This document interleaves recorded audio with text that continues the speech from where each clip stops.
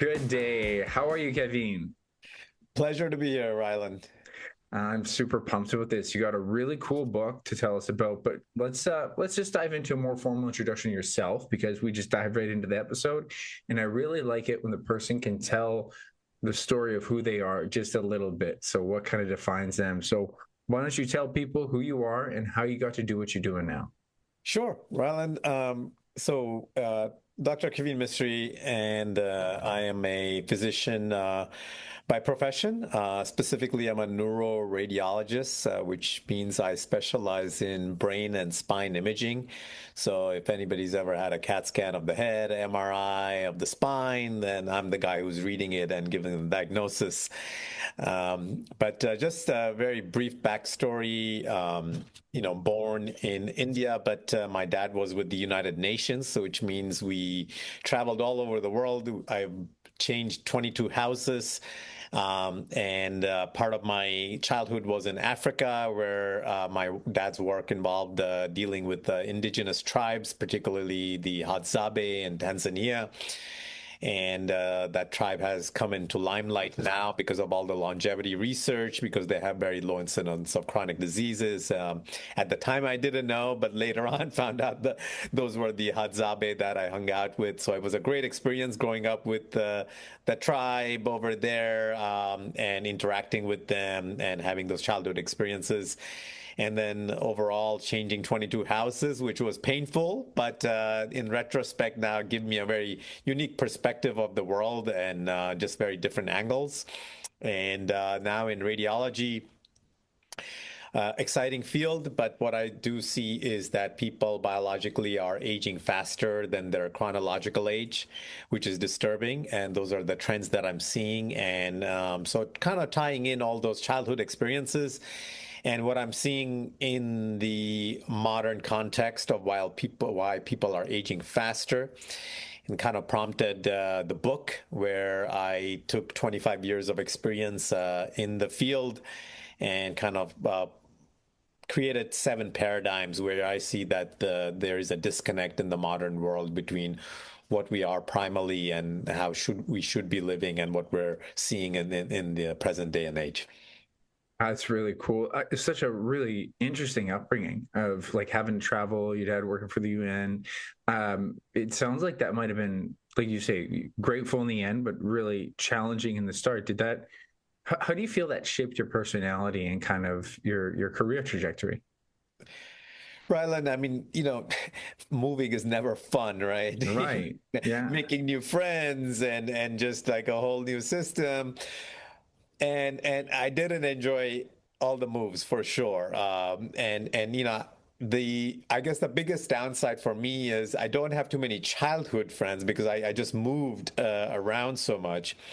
But the upside is that you develop a lot of skill set adapting, and so you develop a lot of resilience kind of adapting to a new environment. And so I'm not phased by change as much, I would say. I'm very adaptable to change, and things, as even if you don't move, things change in your life, right? You Mhm. get older, family members change, they encounter challenges, as you probably know, and whatnot, and so you're adapting to things all the time. And so I believe that experience has given me that resilience.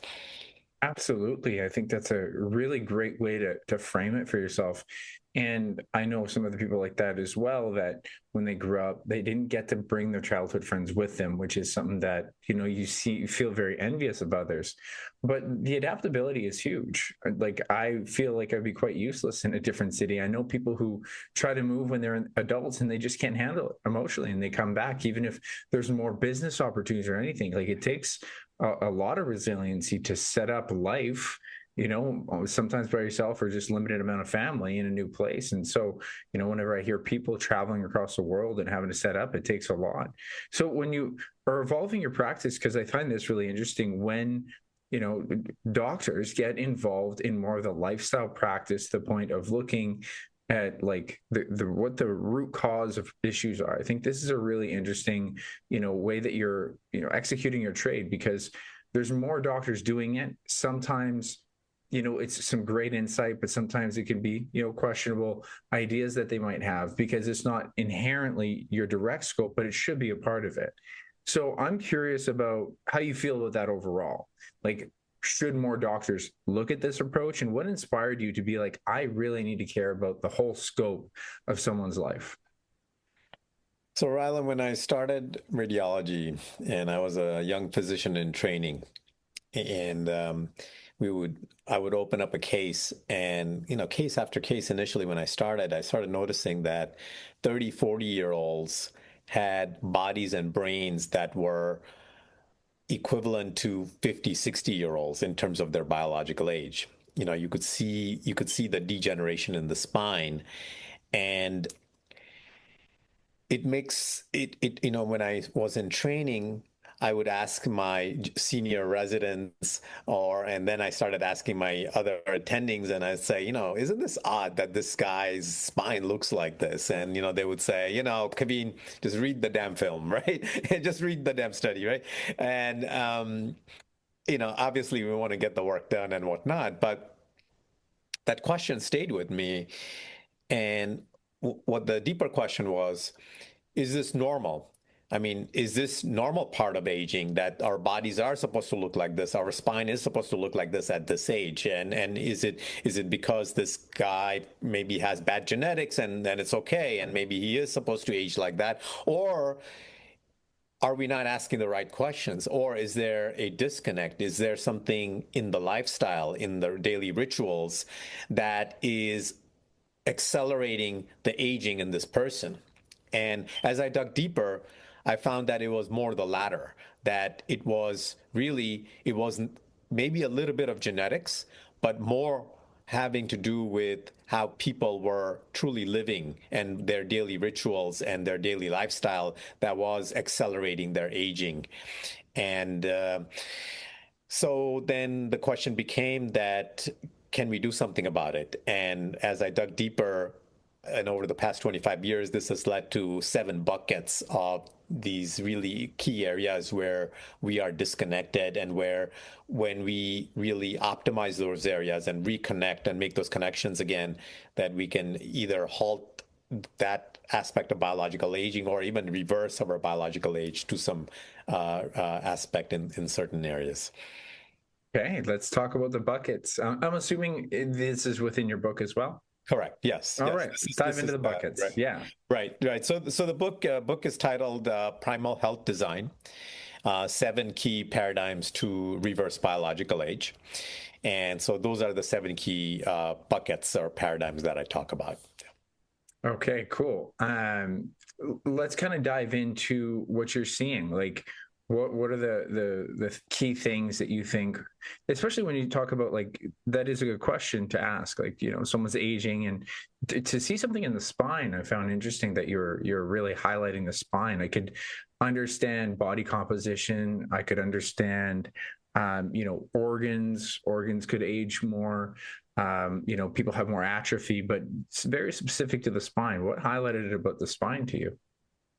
So, Rylan, when I look at someone's health, I look at it in 4 dimensions that I talk about in the book. Okay, and just very briefly, we talk about physical, mental, emotional, and the last is existential dimensions of health. Okay, but just touching on the first dimension, physical health, there are 3 key connections that come into play here. And this is how it relates to the spine, and that's why I wanted to mention this. One is how well we're connected with earth, our body, and food. Okay, and those are all big concepts. But when we talk about our body, one key component within the body is how aware we are of our body. And when we have better physical awareness of where our body is in space, it has direct correlation with how our posture is. And right now, with the way we engage with technology, right now I'm talking to you here, right, and on the screen, my tendency, everybody has a tendency to kind of fold in, right? My spine wants to curve anteriorly, and I want to fold in like this, and that's how we, typically engage with technology. Or if I'm using my phone, then I have that tendency to have that forward head posture and to lean into the phone, right? We're all folding in or downward.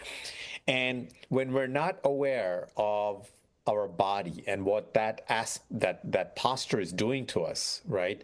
Then we, over time, that body sort of, it's kind of caves in and downward, okay? And so what that does is when you allow your spine to cave downward and your shoulders to cave inward, it changes the biomechanics of the whole spine. Okay, particularly the cervical spine. Okay, because of our. So what we start seeing is that we see early disc degeneration in the spine, where the discs anteriorly will start compressing more and they will start degenerating more anteriorly. That's why we see that in young adults because of that heavy phone use. And so the natural primal curves of the spine start eroding, and what we start seeing, the cervical spine, for example, has a nice smooth lordosis, as we call it, the cervical lordosis. And what we start seeing is that in those people, that nice curvature starts straightening, right? So now you're losing that alignment that you have. And then in some patients, instead of straightening, then it starts going forward, and you start having a reversal of the lordosis. And all of those changes over time, when you extrapolate that, leads to accelerated degeneration in the spine. And that's just the cervical area. There's similar things in the thoracic and the lumbar region that we can talk about. That makes a lot of sense. Like, there's no doubt this day and age with technology that we're all hunching over more. It was coming up within the last 5-10 years. They were saying that sitting's the new smoking, and there's huge problem. I thought it was a really fascinating biomechanics concept that I learned in school, where we looked at the biomechanics of the spine. And if you are thinking about gravity, and this was a really important thing for people to appreciate, and I had an ergonomic specialist pointed out, it's like gravity is always on you. Like, this is like the quiet, like constant pressure, but it's so constant. And so if you're doing something for work, you do it at a high volume, it's worse than just one impact because you're constantly feeling it. So when you're laying flat, it's like 50% of the potential stress on your low back, right? Then if you're standing upright with more appropriate posture, you have what they would consider 100% of the gravity on your low back that your body can support. Then if you go into a seated position, even seated just like this, like where we have decent posture, it was like 140% to 150, and then rounding, like the real bad posture that you see, it's 190. So you have almost double the pressure on your low back just from hunching over, and how many people hunch over at work. And it's an understanding of why ergonomic specialists have to exist. Like, the duration that people are at their job is such an issue. So, you have sedentary workers along with all the metabolic issues, but just the fact that gravity is always working on you is a concern. So I think that's a really interesting insight that you picked up on it right away. What are some other things that you started noticing biologically, just these like tell signs about people? What are the tell signs that people are aging too fast?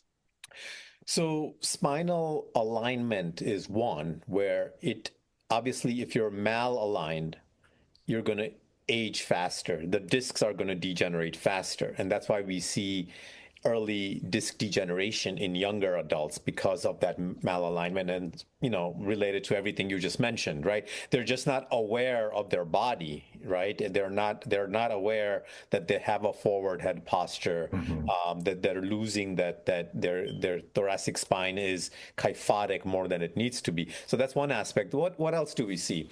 Well, when we look at people's body imaging, right, then we get a very right away, one of the things that pops up is the vascular system, right? And we get a look at what the vascular health is, particularly atherosclerotic calcifications in the vessels. Okay, which we know that is related to inflammation in the body, right? So the more chronic inflammation you have, the more your vessels are going to be inflamed, and you're going to develop more or early atherosclerosis. And the more atherosclerosis you have, the more calcified those vessels will be. So when we start seeing a lot of calcification at early age, that's a direct correlation of the amount of inflammation that people have in their body. And so that's one aspect that we see in terms of accelerated aging of the cardiovascular system, right? So the vessels are not only just the aorta, but then the vessels that supply your heart, your coronary arteries, which are very, very important, in terms of heart disease risk and heart attack risk. Yeah, I just want to just to help pull that back, because as a doctor, you can talk about this for the audience.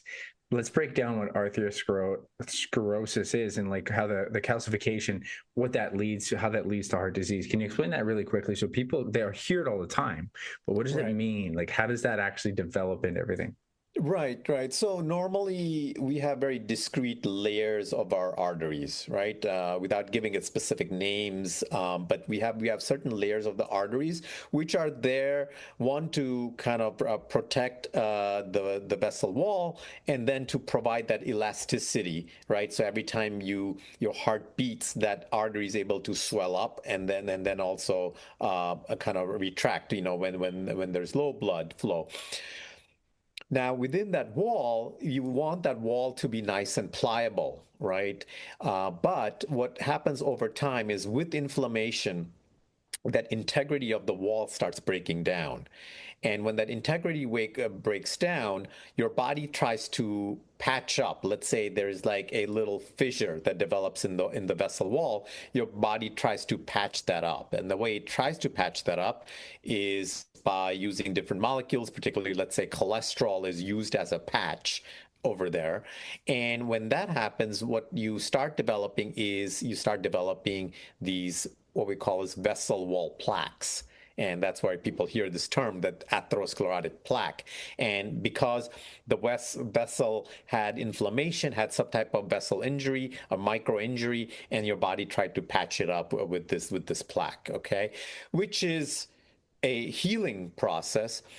But when you get enough plaque developing, that plaque then starts accumulating calcium over time. So as these atherosclerotic plaque, you can have non-calcified plaque, which is early stage. It starts accumulating calcium. Once it starts accumulating calcium, it becomes almost non-reversible, right? Which means that it's now there permanently.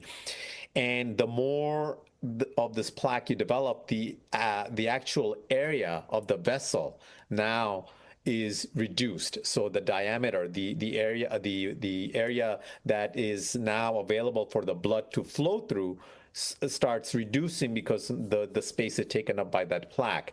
And hence, when that happens in the coronary arteries, right? Let's say now you had a nice 100% opening. Now maybe you may only have 50% available, okay?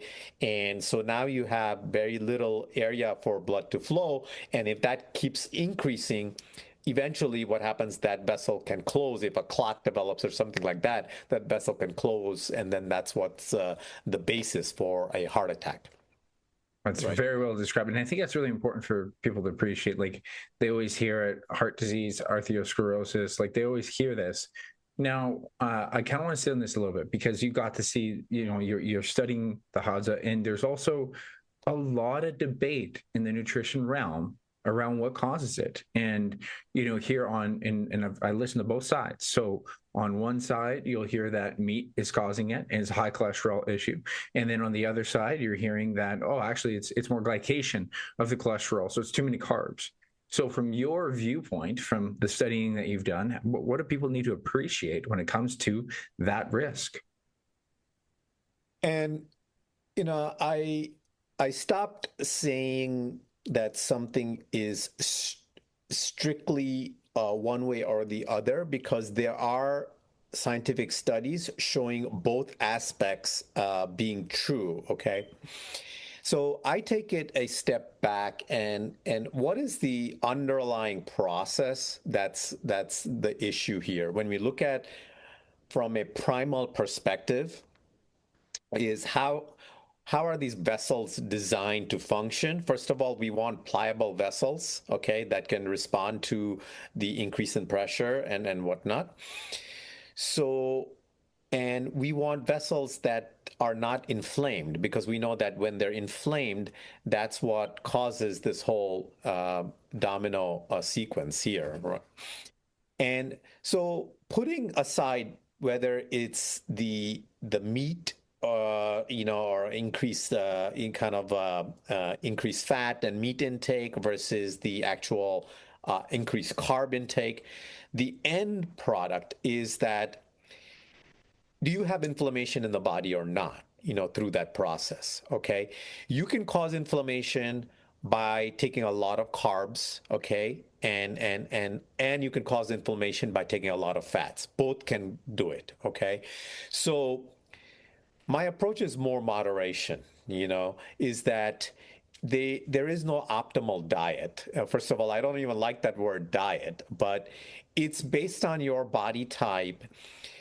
What is the optimal diet that will give you the least amount of inflammation? And there are many different schools of thought and whatnot. And what I've found, I don't like to prescribe to any particular diet, and I like to have that moderation approach. And what I've found is that for most people, sticking to basics, okay, and sticking to more whole foods overall, that to me has been personally is the best way to keep my inflammation under control. And across the board, when you see what types of diet, without giving it a name like keto or anything like that, what types of diet, uh, we know that the diets that have a high content of whole foods tend to be the uh, most anti-inflammatory in that sense.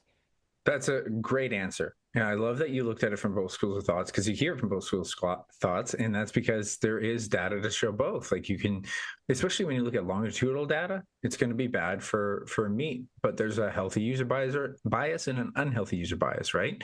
And then when you look at the, if they're going to talk about the glycation, high carbs, it's like, well, if you have literally high carbs and high calories, probability is most things are going to be, as you mentioned, inflamed, chaotic, insulin resistant. All of the bad things happen at high calories.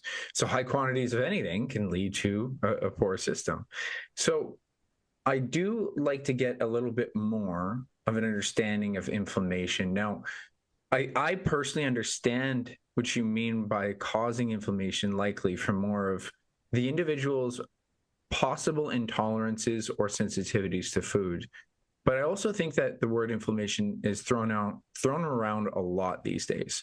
And when inherently inflammation technically isn't the villain, but it's the reaction to the villain. And so it's always like the analogy of blaming the ambulance for all the car accidents. And it's like, man, if these ambulances just stop showing up, people get in car accidents. It's like, well, they're kind of there for a reason. So if we were going to pinpoint what you think we need to be looking at when we're talking about causing systemic inflammation, like I think that kind of the way we need to articulate it for people is really vital. What do people need to be looking at? What are the types of foods? And is there, like, do you see, because you mentioned moderation, do you see like a limitation that's acceptable for people having possibly the desserts and treats that cause inflammation? And it is a loaded question, Rylan, because there's a lot to say Oh, about that. But I will give you my position on this, and basically, when I talk to people and I'm coaching anybody, I'm on a stage, talk about this topic. One of the questions I like to throw out there is that when you eat from a primal perspective, okay, just look at your body as a well-designed machine, right? And we know food is a necessity for sustenance. But the question I have is when you eat a meal, what is your body's immediate reaction to it? Okay.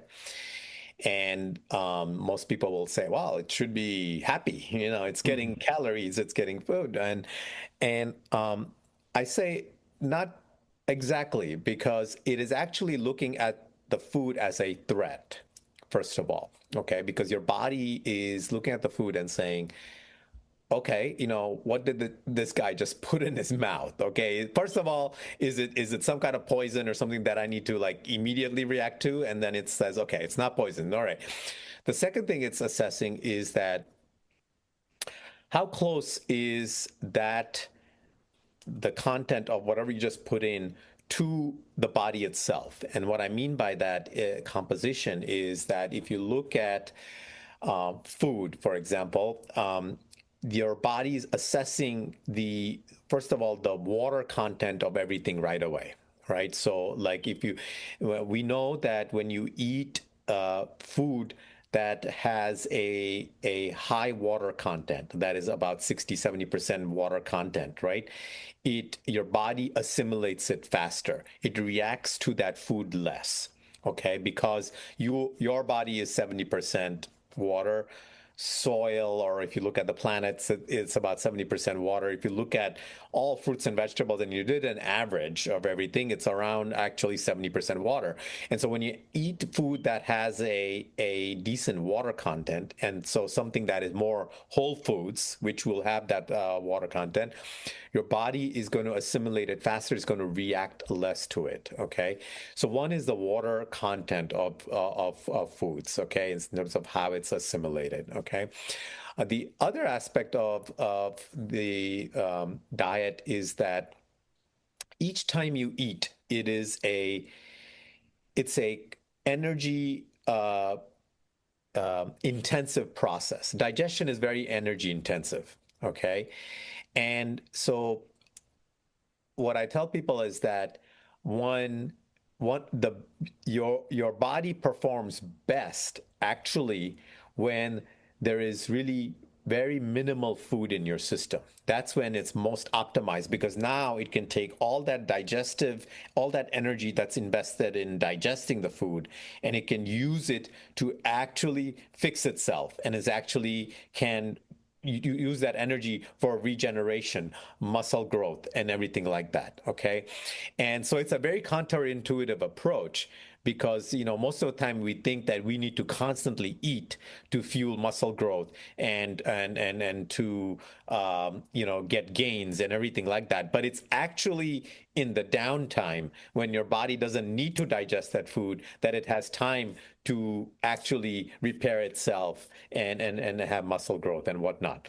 So in terms of inflammation, okay, when we talk about that, there are a lot of different factors, but one of the paramount things that I've seen, okay, is that is it's not just the food itself, but more so the food frequency and how people are eating.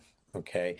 And there used to be, and I hope people are not doing this anymore, but there used to be this frame of thought where we constantly need to eat, Mhm. to fuel our gains. Okay.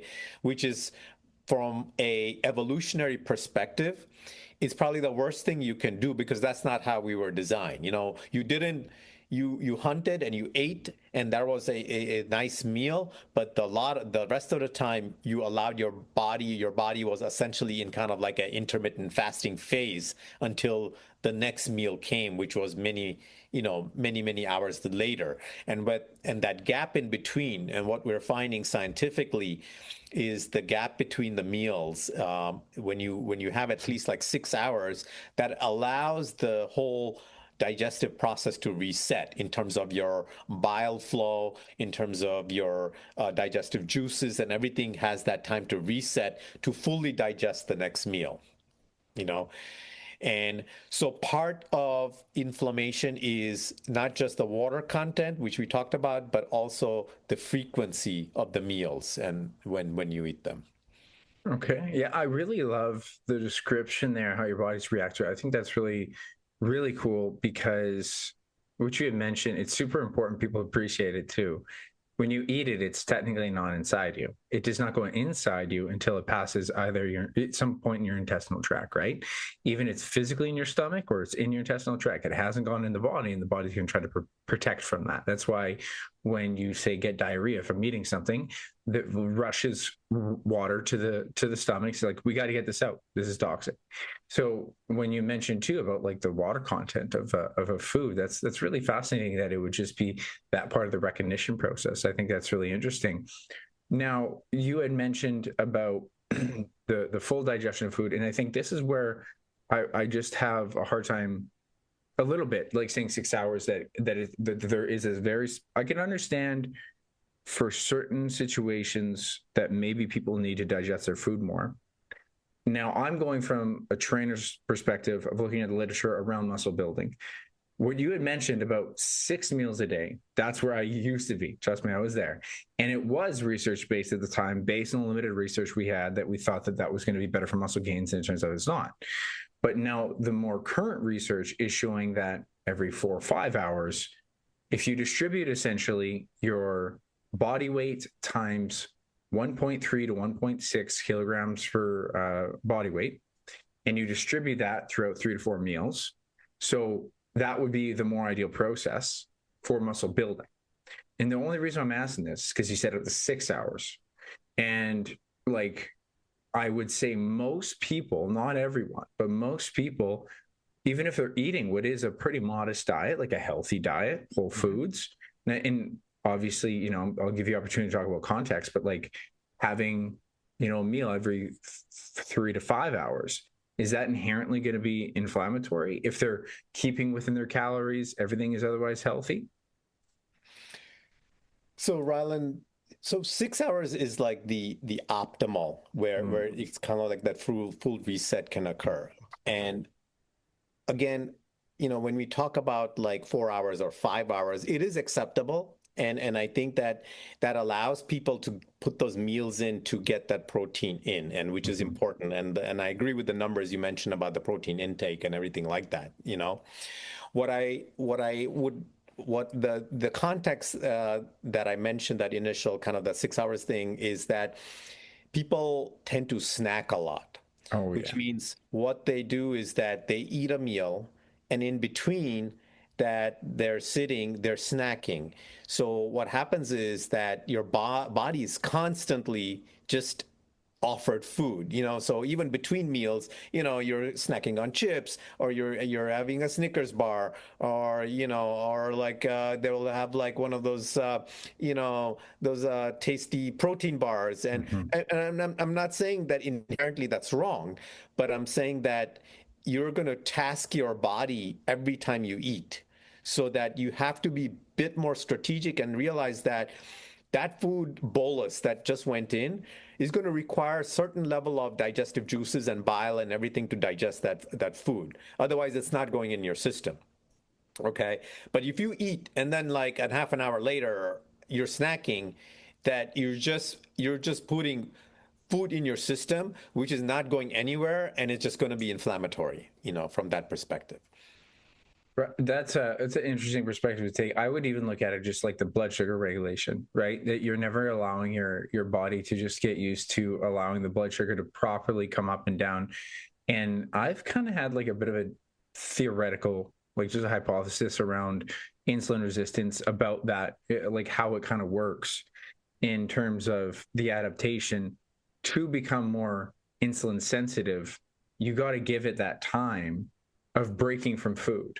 And so if you're always hitting it, like you're having a meal every 1 or 2 hours, then the body is expecting every 1 to 2 hours, and you never actually allow the blood sugar to come up just a little bit and come back down, and actually you're okay and you come back to normal.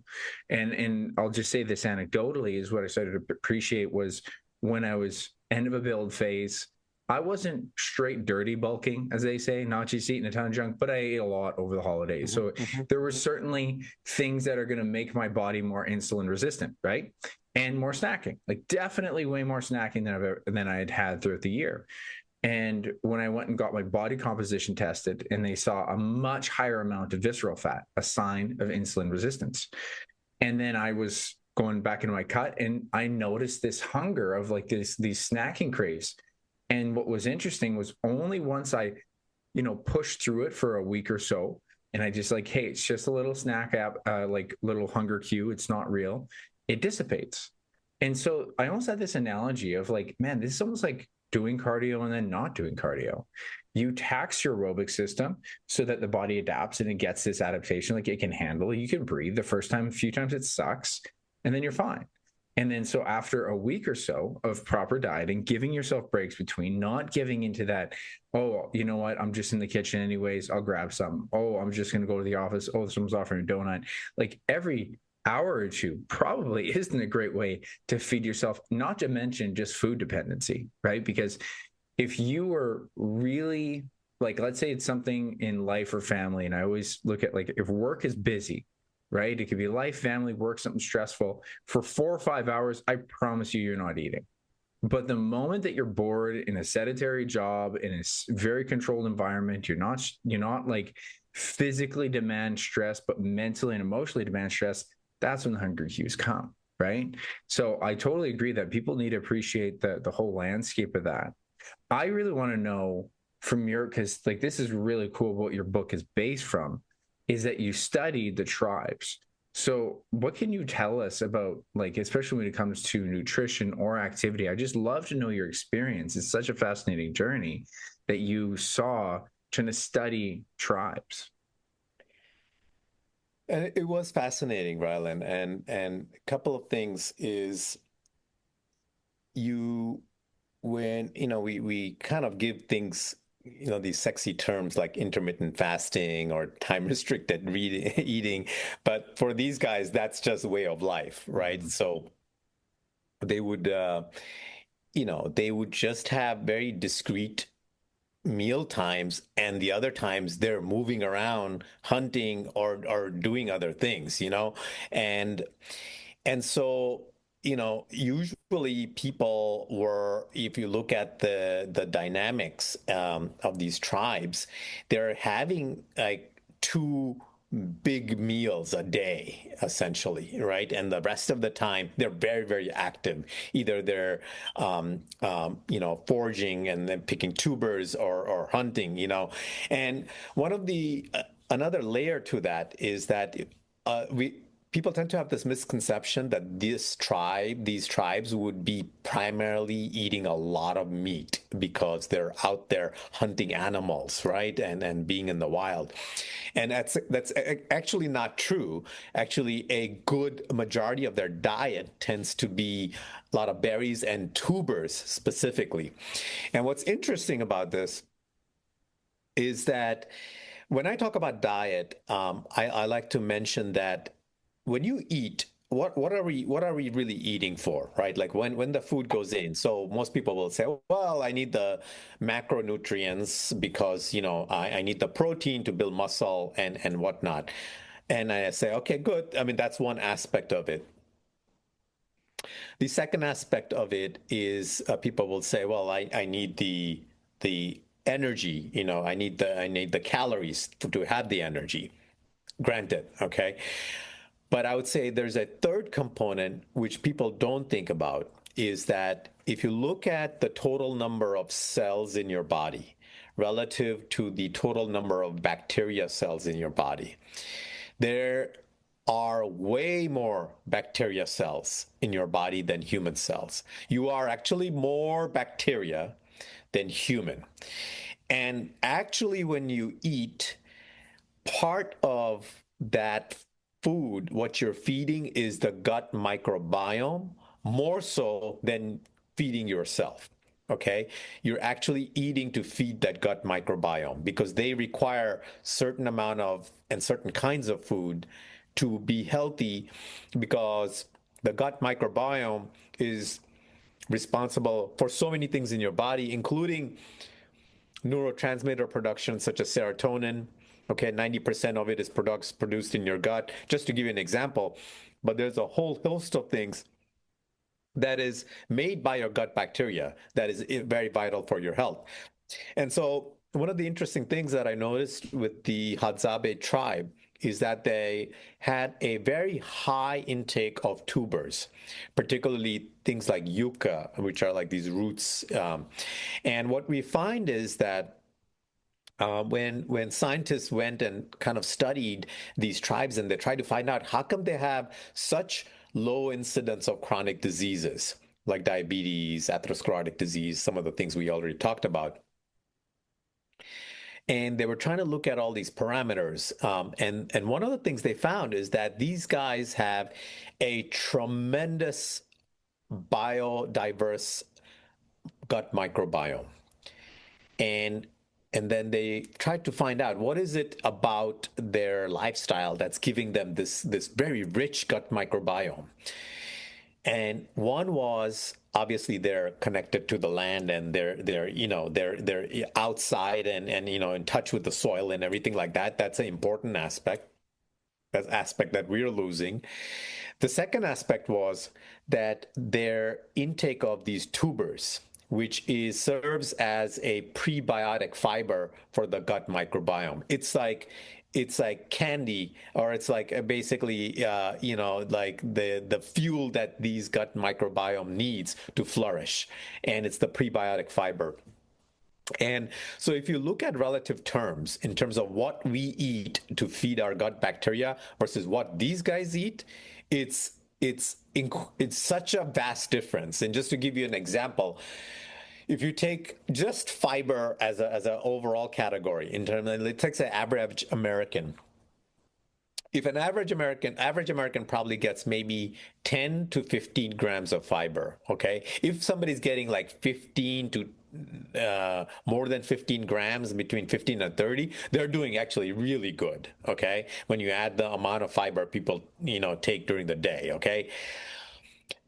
If you take that in context with what these guys are eating, these guys are probably getting anywhere from 90 to 100, 120 grams of fiber just because of all the tubers and everything that they're eating, okay? No wonder that they have this gut microbiome that is just flourishing and that's just kind of impacting their health overall. So that's a very surprising aspect of diet that I found that research actually uncovered in these tribes. That's fascinating. It makes a lot of sense. You mentioned you're in touch with nature, but you're just in nature. Your gut microbiome is going to be part of your immunity, and you literally have to be able to deal with soil. I was a farm kid, so I literally don't fear dirt. I don't fear being dirty, and a lot of people can end up kind of germaphobes and stuff like that. And I know that it's an imperfect hypothesis of dirt's okay for me and my immune system, but I do think that there's a tolerance that comes from even the biodiversity that you mentioned about the plants, right? And they had to get to know the different plants. And I think that makes a lot of sense, that the gut microbiome diversity talks about the food diversity. And I've had a bit of a theory based on some of the talks that the carnivores try to push around the food toxicities, right? So they say like plants are toxic and stuff like that. Well, even if there is like a microtoxin given by some of these things, that's actually the hormesis that you want, right? And so that can actually make you more adaptable. And so a big part of gut microbiome is how much you're adapting to your environment and your food you're eating. So it makes a lot of sense. I'd be fascinating to know what your recommendations are for these prebiotics, because the gut microbiome is the new hot thing, but it's still very, very poorly researched on how much we could know. It's like I always say, we discovered the Atlantic Ocean and we're going to like sell all the products about the Atlantic Ocean. We know nothing fucking about it, right? So, but you do have some decent evidence there about like what tubers. So what are some prebiotic fibers that people should be thinking about having in their diet? That's a great question, Rylan. And when we look at these tribes and where the fiber is coming from, a lot of it is coming from the rind of the berries and whatnot, like the skin and everything that they're eating, and then part of it is all the tubers, and tubers providing a lot of the prebiotic fiber.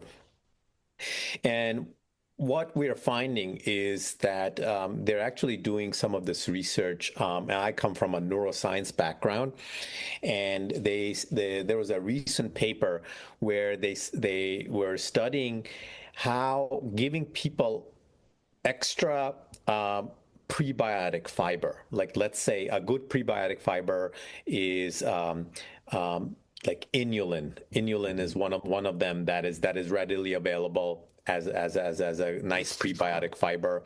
A lot of the what is that yucca, that cassava flour. Cassava. Yeah. Cassava, yes, I'm sort of blanking on that name. So cassava flour has a lot of prebiotic fiber in that, and so a lot of prebiotic fiber supplements are made from cassava. Okay, inulin is one of them. So in the study, they gave these prebiotic fibers to patients who had memory issues. And what they started noticing is that their memory score is actually improved after taking prebiotic fiber. And so the question becomes, why would that be so? What's the connect here? Well, remember what I mentioned in passing, that a lot of your neurotransmitters are formed in your gut, particularly serotonin, right?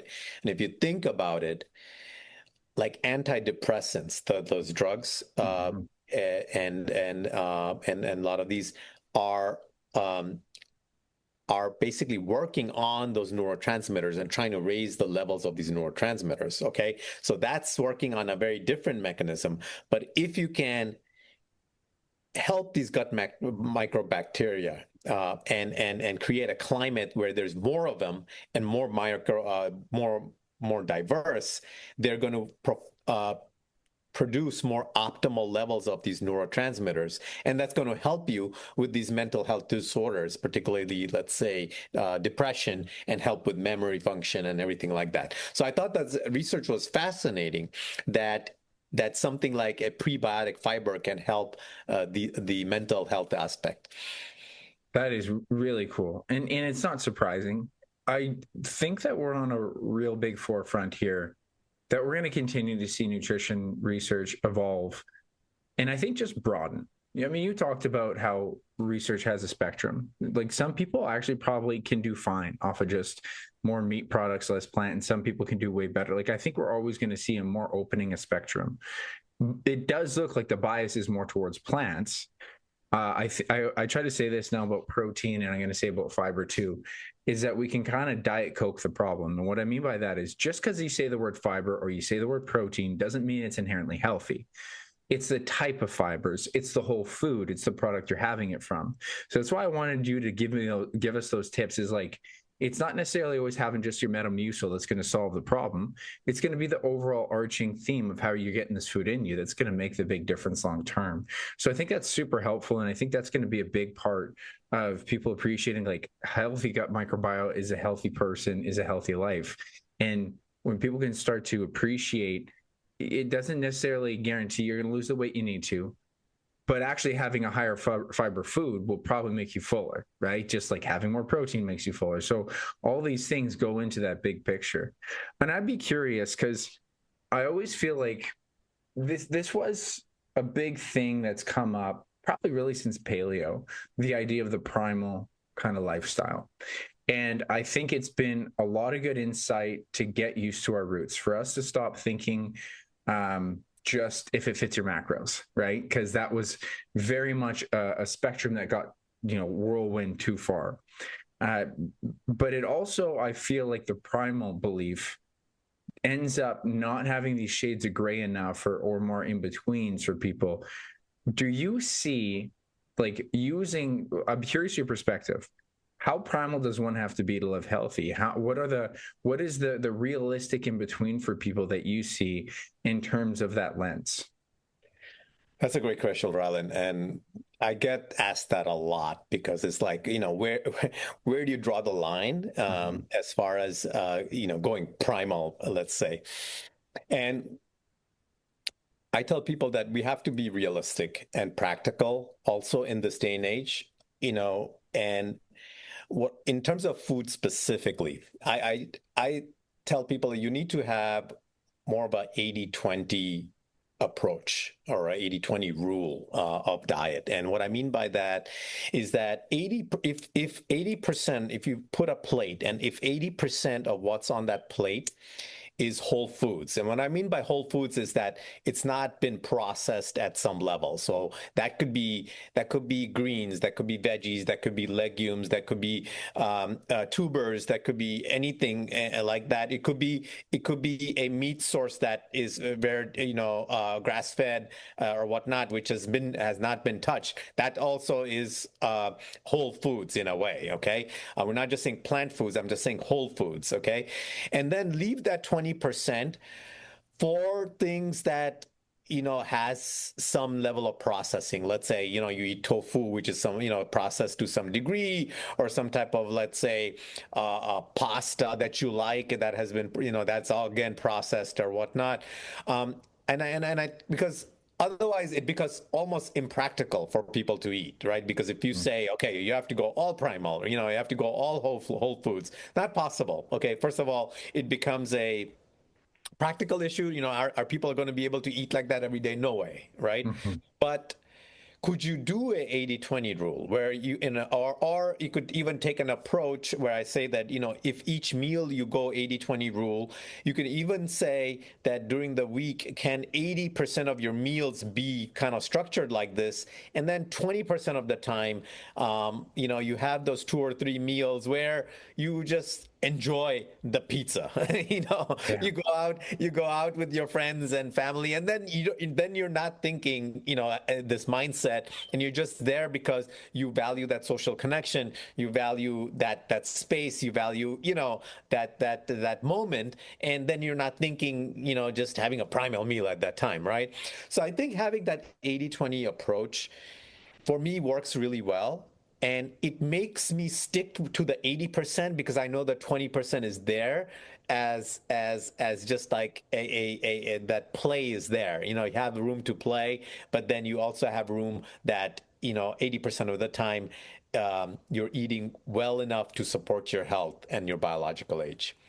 I couldn't agree more. And it's so funny because we see a lot of these debates. We see a lot of people who are talking about all these different, as you mentioned, diet's really been a bastardized word when the scientific term is just the food that's taken by an organism to exist.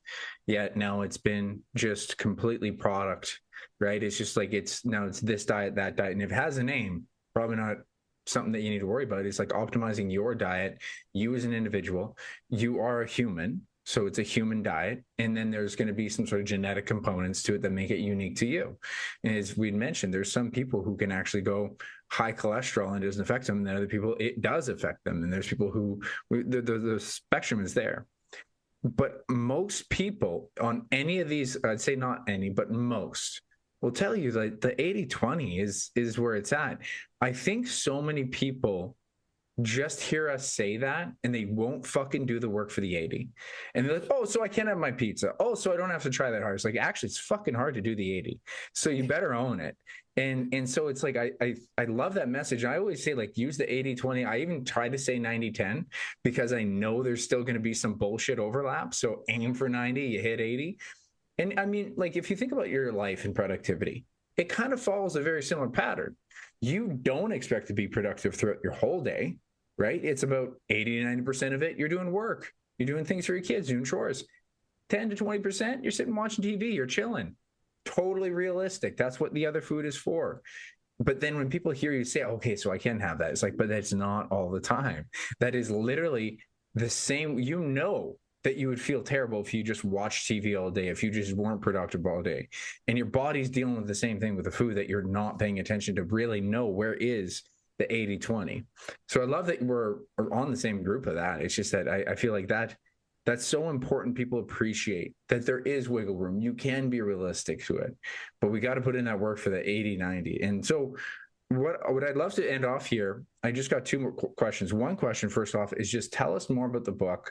Tell people where they can find it, and because I'm really excited to read it myself. As I mentioned, I should have, but I'm definitely gonna read it. Tell us more about the book. Sure. Well, the book is Primal Health Design. And we touched upon some of the concepts, Rylan, and I take people through this model of health where we talked about developing physical health. Then we moved out to mental health, and which is about connecting with the mind-body connection. And I take and let people experience going from that digital distraction and anxiety to attention and then to awareness, and kind of take them through that journey and different tools of how we can go through that process. And once I think people have control over their physical health, mental health, then they can kind of branch out and then add a layer of that emotional health, you know. And this day and age, what I see people is that people live misaligned, right? They don't really have an idea of what's my purpose, what's my strength, you know, that what's my gift to the world that I'm bringing, right? And you know, people never even ask that question. They take a job and they're working there, and then 10 years later they figure out like, oh, wow, this sucks, you know. And that misalignment, we know that it chronically raises your cortisol and shortens your telomeres, and that has to do with shortening your longevity. We know it impacts your life. You're going to live less if you live like that. So the third aspect of that emotional health is really connecting with your purpose. What's your primal purpose? You know, what is that gift that you have that you can give to the world? And I have a certain exercises that people can discover what that is. And I think when people do that, when you're connected with yourself, your purpose, you automatically become somebody that is able to connect with people around them. And then you can add another layer where it's about, are you connected with your tribe? Do you have a tribe, a supportive tribe that's is there for you? Which is a very, very key component of health, okay? Having a supportive tribe, okay? Not just in a way of family, but in a way of a tribe that is aligned with your values, you know. And then the last piece, so those are the 6 connections. The last piece is embracing mortality that I talk about. And it's a piece that not too many doctors like to address, which is what we talk about in terms of existential health. But here's what the paradox I uncovered, and then as we wrap up here, is that, you know, most people act like they have a infinite life. You know, you doom scroll, you're watching Netflix, and as if like all the important stuff you're going to do tomorrow, because you have endless tomorrows. And when you have this idea of an infinite life, you play a very finite game. It's all about me. It's all about what's in it for me. You know, like it's win-lose type of a thing. But when you realize that 100 years, let's say you live that long, is a short amount of time, right? You know, I lost both my parents a few years ago in a very short span of time. It kind of brought my mortality to the forefront. When you realize when you have this finite life, you start thinking, what is my legacy? What is my infinite game, right? What am I going to leave behind? You know, how many people are going to be better off because I lived? When you have that, it totally changes how you approach life, because you approach life with this new intensity and this legacy mindset, which I think enhances all other areas of your life, you know. And so that's where the book kind of culminates in. That's beautiful. There's something so important for people to appreciate, the fallacy of immortality living. Like we actually fall into this all the time. I've heard of Sam Harris, first guy I ever heard talk about it. It's like, but you know that you're going to die, but you don't act like it. Like we just act like tomorrow's going to come guaranteed. And we tend to, we always, oh yeah, no, I know I'm going to die someday, but you're not behaving like it in any way. And it's like one of the most common sayings, like killing time. It's like, well, that's a stupid thing to do, because that's a gift that doesn't come around again. You know, and it's super important that people consider that. I love how you orient that, though. It's not just, it's like you're thinking about your mortality, appreciating and valuing it. Another good insight was Peter Attia had days and weeks calendar. And it was a really interesting thing to see him put it on the wall. It's like, this is my life in weeks, and to knock it down. And it's like, that's actually a really important thing to think about. It's like, if you're going to waste a whole week, if you don't cross that off with, as you mentioned, having a purpose, knowing what you're doing in your life, you're going to think a little bit more urgently, right? And we won't make the mistake of regretting our past. One other highlight I actually really love that you're putting in that book, and all of it sounds amazing, But people underestimate the value, and I did too until I heard the research on community and how important relationships are. When I had heard people talk about some of the top major things that the longevity societies need to live longer, it's actually relationships is so critical. And so, I mean, someone could be super healthy physically, they could actually even be wealthy. But if you don't have good relationships, as you're a high stress person, like you don't have someone emotional support, like you're probably not going to live long. So it's super great that you have this very holistic picture that you're painting, and it's not just about nutrition, it's about everything. So I'm very looking forward to diving into that book. Last question for you is, what is your most recent ambition? What are you really excited about coming up here? So, Ryland, two things that I'm working on that is very exciting. One is I just finished recording a 21-day primal reset program where I take people on a 21-day journey and kind of take them through each of these 7 pillars. And I spend like 3 days on each. So that's 21 days. And just kind of really, it's a one-on-one conversation with me for about 10 to 12 minutes where I give them something to implement today. That you say, okay, here's what we're going to cover, and then they implement that day, and it builds their system over 21 days.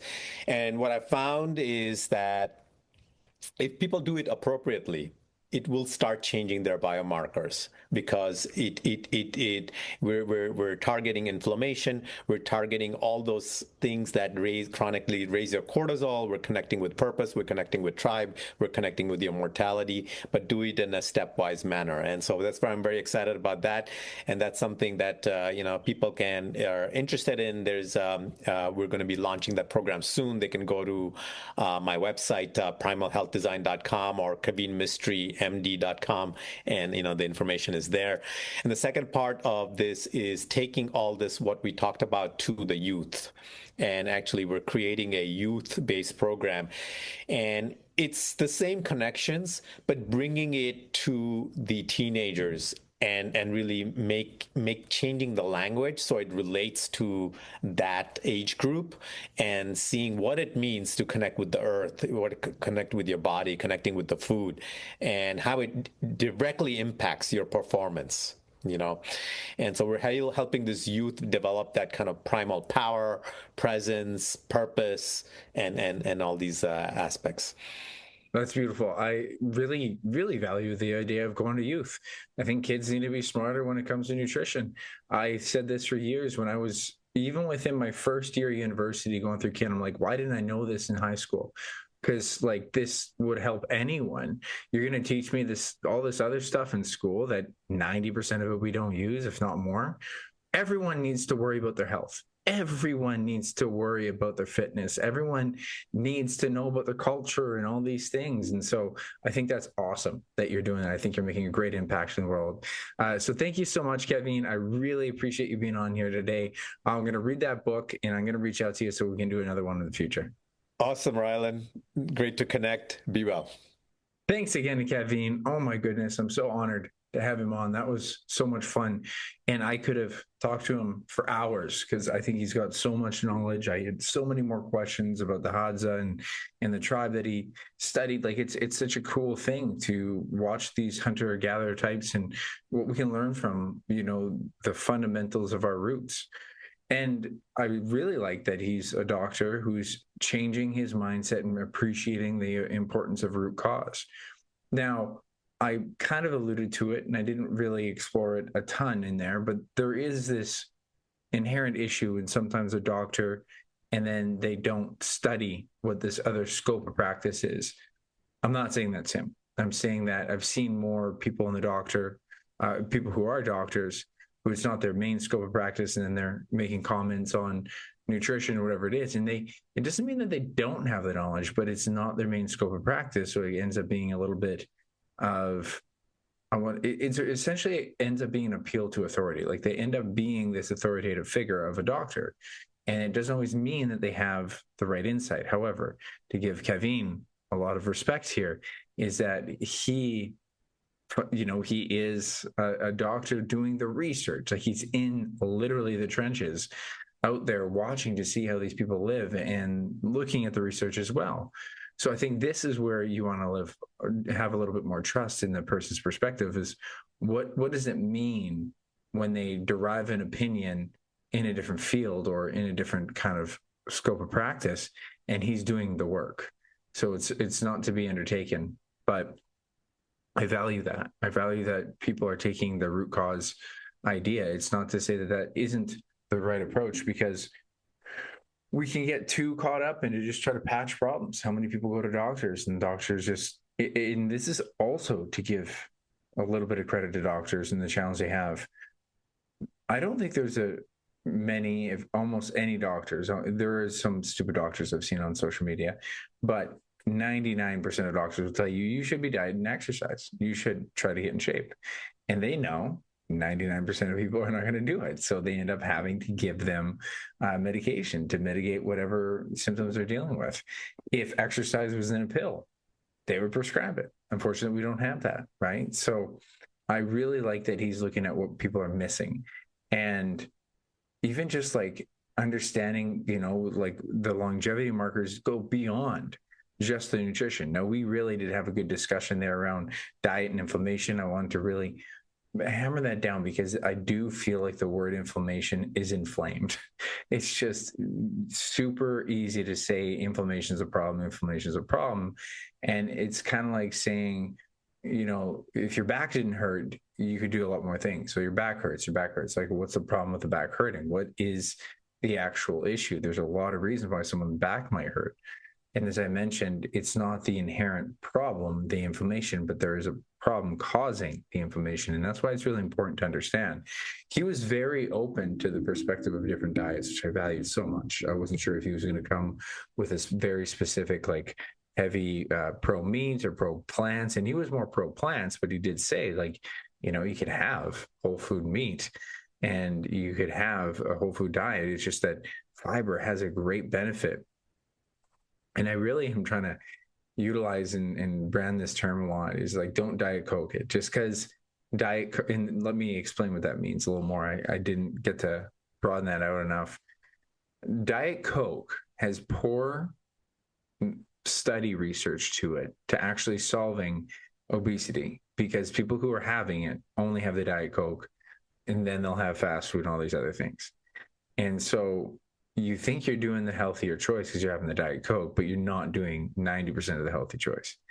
So when you look at a lot of the research, when they just look at epidemiological studies, like, not controlling the person's calories, it correlates with very poor outcomes. But when you control the outcomes, you say, okay, this is how many calories you get to have. And this is how many, and they compare it directly to water, by the way.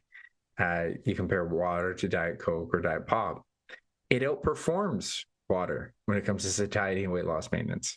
And that's not to say that you should give up water if you don't, and start having diet sodas, but you can consider it with water, and it could work in conjunction with. Now, the point there is the other work was done. And that's something I alluded to, is the 80-20. So if you Diet Coke the problem, meaning it's same with protein. You can't just have protein shakes. You can't just have protein bars and say, hey, I'm being healthier. You're Diet Coke in the problem. It's not the whole solution. It's a piece of it. It's the thing that you're missing. And so fiber is another one of these things. Don't just have the Metamucil, or buy a Fiber One bar. Man, I used to have the Fiber One bars all the time, and certainly they have fiber in them, along with a lot of sugar. And I'm not anti-sugar. I just used to see that as a purely health product that tasted good. Now I realize it's a good tasting product that has some fiber. And I would rather get more of my fiber from more whole food sources. So fiber is like a red herring. It's like the signal. It's the thing that's telling you, hey, how much whole food and plant food are you having?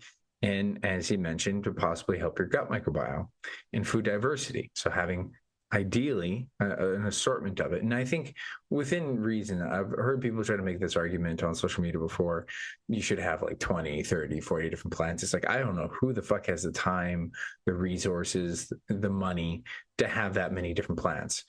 It is a good idea to have variety in general, just for the sake of your own, enjoyment. But you actually only want a limited variety so that it gets rid of decision fatigue. So I just had to push back against that when I did see that. And that's also my argument for veggie greens, by the way, which I talked about on the last episode. You want more variety within your gut microbiome. The veggie greens could inherently help that, theoretically. But it's super valuable that we know that gut health is important. It's super valuable that prebiotics is the route to go. That he's seeing this, like in the research, that hey, this could help your mental health, and how important the gut-brain axis is super imperative. So we could be having a better diet, and that could lead to better moods. So that's a great reason to have more fiber and more whole foods in your diet. Don't be the person having 15 to 20 grams of fiber, 15 or less, really. He had said 20 to 30, and I think most people should be aiming for 30 to 40. Most females, 30, most males around 40, and getting upwards of 50. Now, I do think that there's a spectrum, meaning some people will be perfectly fine at 30. Some people will actually feel like it's too much, either get bogged up or, you know, maybe even digest too much if they have 40 to 50, 60 to 70. Like, but there are some people who feel terrific at that amount. So there is a spectrum of diets, as we talked about. But I really want to hammer that home about the 80-20. Like, own your fucking 80. Like, it's a message so many people have that people don't argue this much in the fitness industry. Most people want you to have a realistic approach to this. Even people who are close to being more hard-lined on, you know, just eating whole foods, and some people who are more hard-lined on whether it's vegan or vegetarian. Like, there are very few people that are saying you can't have the 10 to 20% of fun foods. Even the people who are really pushing, that I don't agree with, pushing against the seed oils and pushing against the food ingredients. Like, I've heard the Food Babe is a common Instagram account who's she's, I don't know, a food advocate or something like this. Like, she essentially really attacks the food industry for ingredients a lot. And I think there's been some legitimate claims. I haven't looked into it. I don't have the time to, but if anything that she says is real about what Subway was actually putting into their bread to make it more airy, it was a similar material that was in yoga mats. And if this is true, then it's like, holy fuck.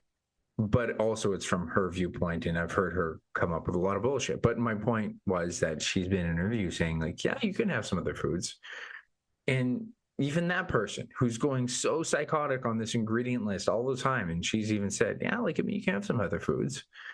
And my point there is that doesn't give you the right or the privilege or the pass to be complacent about your 80. Like, you have to try. And this is where I'll go back to, even like, you do want a little bit of boring food. You do want to have a little bit of structure, and try meal plans for a time period, and then alter the meal plan over time and start with basic foods. You heard me talk about it before. I'm a huge fan of people trying an elimination style diet. And as Kavin had said, like, maybe figure out what foods leave you inflamed, and we can actually get to know a lot more. You may or may not remember Torkel Farrell, who was on the podcast, you know, I think a few months ago, and he had his book about all the different wearables, and it was what he was talking about, the inflammation that the body can have from food. And if you really want to nail this down, certainly I believe in firsthand experience can be helpful. Pay attention to bloating. Is it bloating or fullness? Pay attention to, are you warm? Because if you're warm, that could be an inflammation.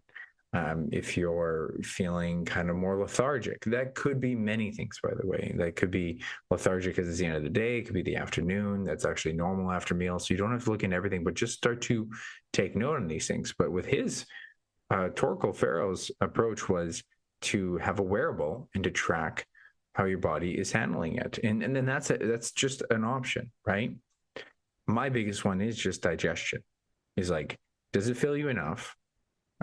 Obviously, do you enjoy it? Does it have the right nutrients, the fiber, the protein, the micro, like a good handful of micronutrients? And are you crazy hungry within an hour or two? As we mentioned, that could be due to your own level of insulin resistance or sensitivity. That could be, you know, many factors, but it's something to look at. The biggest thing I've been looking at actually is my digestion later that day.